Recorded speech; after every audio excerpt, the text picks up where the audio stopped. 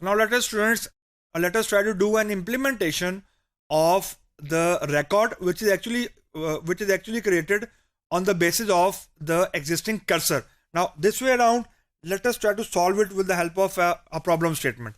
तो जो problem statement है स्क्रीन के ऊपर आपको नजर आ रही है वो ये कह रही है कि right a PL/SQL block which should look for first occurrence of employee either with the designation of clerk or with the salary of greater than 3000.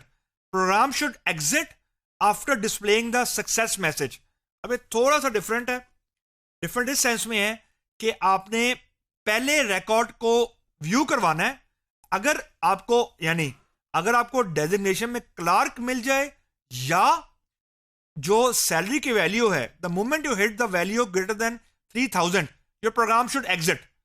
और यानी फर्स्ट टाइम अगर अकरेंस आ रही है इन दोनों में से किसी एक की, तो उसके बाद प्रोग्राम आपका टर्मिनेट कर जाना चाहिए, यानी प्रोग्राम आगे नहीं चलना चाहिए. अगर फॉर एग्जांपल 2 क्लार्क हैं या 2 रोज ऐसी हैं या 2 एम्प्लॉयज ऐसे हैं जिनकी वैल्यू 3000 से ज्यादा है, तो फर्स्ट अकरेंस पे प्रोग्राम ब्रेक कर जाए, एग्जिट कर जाए. ये प्रॉब्लम स्टेटमेंट है. Now let us try to solve it with the help of a cursor, यानी रिकॉर्ड बेस्ड कर्सर. तो डिक्लेरेशन सेक्शन में मैंने एक कर्सर क्रिएट किया. Cursor C1 is select static from EMP, normal cursor, यानी employer table के जितने भी हमारे पास कॉलम थे वो मैंने सिलेक्ट कर लिए. Now look at this line number 3, C2 space C1 percentage row type. अब सिलेक्ट स्टेटमेंट जो कर्सर C1 की है, स्टैटिक से मुराद है सारे कॉलम. अब ये सारे के सारे कॉलम मैं एक्सेस कर सकता हूं बाय यूजिंग C2, क्योंकि अब जो C1 है this is just it is acting like a new data type, यानी एक डेटा टाइप डिक्लेयर हो गई, उसकी तरह के वेरिएबल आप डिक्लेयर करते रहें. C1 is just like a number, वैचर टू डेट, एक न्यूली डिक्लेयर डेटा टाइप है. तो C2 मैंने डिक्लेयर कर दिया. उसके बाद मैंने बिगिन किया, फिर मैंने कर्सर के वही स्टेप किए, open C1 loop, fetch C1 into C2. This is the beauty कि अब मुझे ये परेशान होने की जरूरत नहीं है कि C1 में कितने कॉलम है, यानी एम्प्लॉयर टेबल के एक्चुअली कितने कॉलम है. 3 भी हो सकते हैं, 100 भी हो सकते हैं, क्योंकि मैंने अब एक रिकॉर्ड क्रिएट कर दिया C1 टाइप का जिसका नाम C2 है. तो जितने भी कॉलम होंगे C1 के वो ऑटोमेटिकली C2 में कॉपी हो जाएंगे. तो I don't need to worry about any more. उसके बाद मैं चेक किया C2 यानी जो रिकॉर्ड है. अब मैं इंडिविजुअल कॉलम एक्सेस कर रहा हूं फर्स्ट रो के, क्योंकि जो कर्सर का बिहेवियर था वो ये था कि सारी की सारी रोज हार्ड डिस्क से रैम में आ जाती हैं जो किसी क्यूरी के अगेंस्ट एग्जीक्यूट होती है, और फर्स्ट रो पे आपका पॉइंटर पॉइंट कर रहा होता है, यानी C1 is pointing to the first row, और उस फर्स्ट रो के हर कॉलम की वैल्यू को मैं अब एक्सेस कर सकता हूं with the help of record C2 by using the column name. तो C2.sal first row and the column is sal. मैं चेक कर रहा हूं क्या इसकी वैल्यू 2000 से ज्यादा है, और C2.job फर्स्ट रो में जॉब कॉलम में अगर क्लार्क पड़ा हुआ देन डिस्प्ले कर दो, value is match and do the exit. तो ये हमारी प्रॉब्लम स्टेटमेंट थी. If the moment you hit the first record, either with the job of clerk or salary of greater than 2000, you need to exit. तो मैं simple exit लिख दिया. And if अगर first row में नहीं मिलता उसको salary greater than 2000 और job is equal to clerk, तो उसके बाद exit when C1 percentage not found.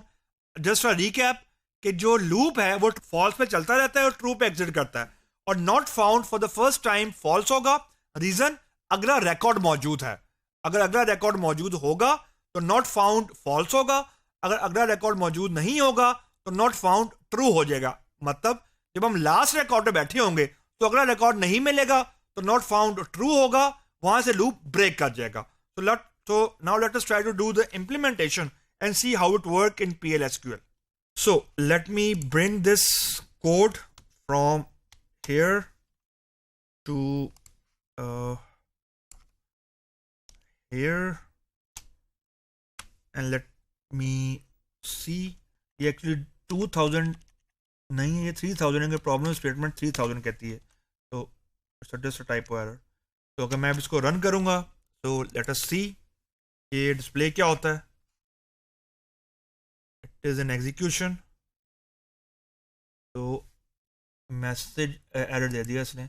Okay, exit के बाद सेमीकोलन नहीं लगा हुआ, let me try to read on it. मैंने एग्जिट के बाद सेमीकोलन लगा दिया। Now let me read on it and see कि अब ये क्या एरर देता है। तो वैल्यू इज मैच्ड, और मैं अगर यहाँ पे डिस्प्ले भी करवा दूँ जो वैल्यू मैच हुई है, C2.sal and C2.job, just to सी कि कौन सी वैल्यू मैच हुई है। When I read on it, तो वैल्यू इज मैच्ड और 15,900 आ रहा है एंड प्रेसिडेंट। तो अब job is equal to clerk वाली ट्रू तो नहीं हुआ, लेकिन क्योंकि सैलरी 3,000 से ज़्यादा है 15,900, तो ये उसने डिस्प्ले करवा दी, यहां से एग्जिट कर दिया। Keep this thing in mind, this is not break.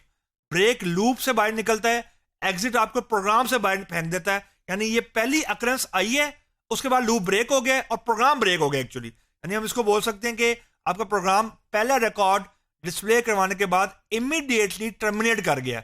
और एक्चुअली ये हमारी प्रॉब्लम स्टेटमेंट भी यही थी कि सिर्फ पहली अकरेंस दिखानी है, दोनों में से कोई एक अगर मैच हो जाता है यानी सैलरी या जॉब, उसके बाद अगली रिकॉर्ड पे नहीं जाना चाहिए, प्रोग्राम आपको वहीं पर टर्मिनेट कर जाना चाहिए।